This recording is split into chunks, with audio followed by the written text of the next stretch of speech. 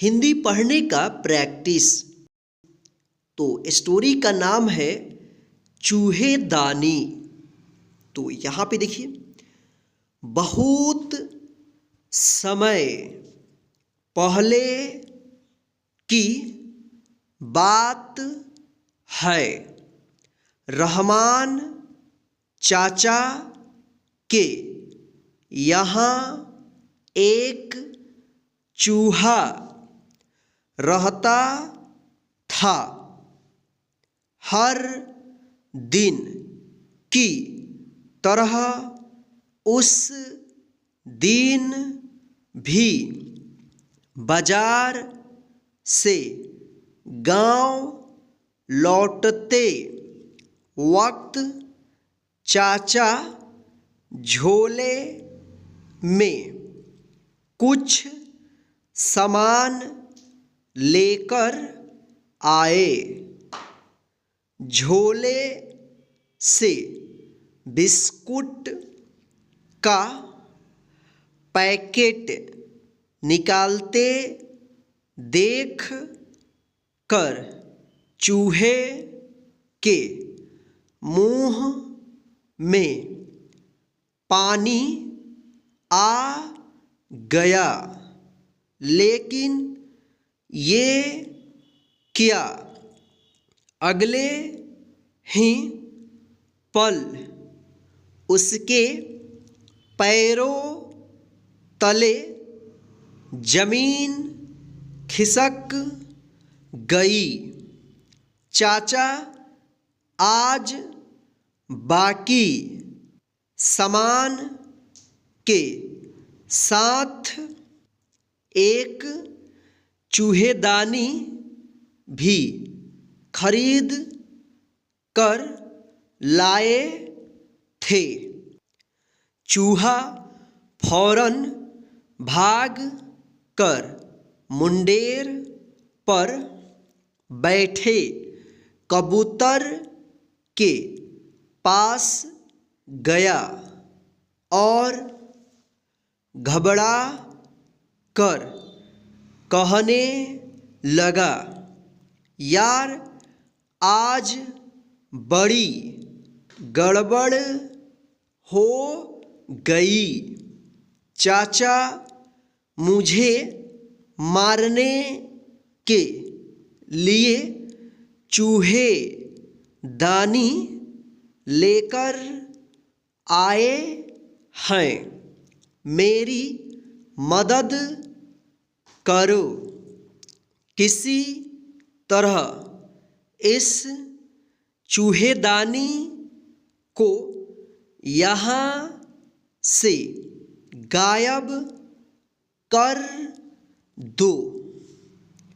कबूतर मुस्कुराया और बोला, पागल हो गया है, भला मुझे चूहेदानी से क्या खतरा। मैं इस चक्कर में नहीं पड़ने वाला। ये तेरी समस्या है, तू ही निपट। चूहा और भी निराश हो गया और मुर्गों के पास हांफता हुआ पहुंचा। भाई मेरी मदद करो। चाचा चूहेदानी लेकर आए हैं। मुर्गे दाना चुगने में मस्त थे। चूहे से कन्नी काटते हुए बोले, अभी हमारा खाने का टाइम है, तू बाद में आना। अब चूहा भागा भागा, बकरे के पास पहुंचा और अपनी समस्या बताई। बकरा जोर जोर से हंसने लगा। यार, तू पागल हो गया है। चूहेदानी से तुझे खतरा है, मुझे नहीं। और तेरी मदद करके मुझे क्या मिलेगा? मैं कोई शेर तो हूँ नहीं जो शिकारी मुझे जाल में फंसा लेगा और तू मेरा जाल कुतर कर मेरी जान बचा लेगा। और ऐसा कह कर बकरा जोर जोर से हंसने लगा। बेचारा चूहा उदास मन से अपने बिल में वापस चला गया। रात हो चुकी थी। चाचा और उनका परिवार खा पीकर सोने की तैयारी कर रहे थे। तभी खटाक की आवाज आई। चाचा की छोटी बिटिया दौड़कर चूहेदानी की ओर भागी। सभी को लगा कि कोई चूहा पकड़ा गया है। कबूतर, मुर्गे और बकरे को भी लगा कि आदत से मजबूर चूहा खाने की लालच में मारा गया। लड़की पलंग के नीचे हाथ डालकर चूहेदानी खींचने लगी।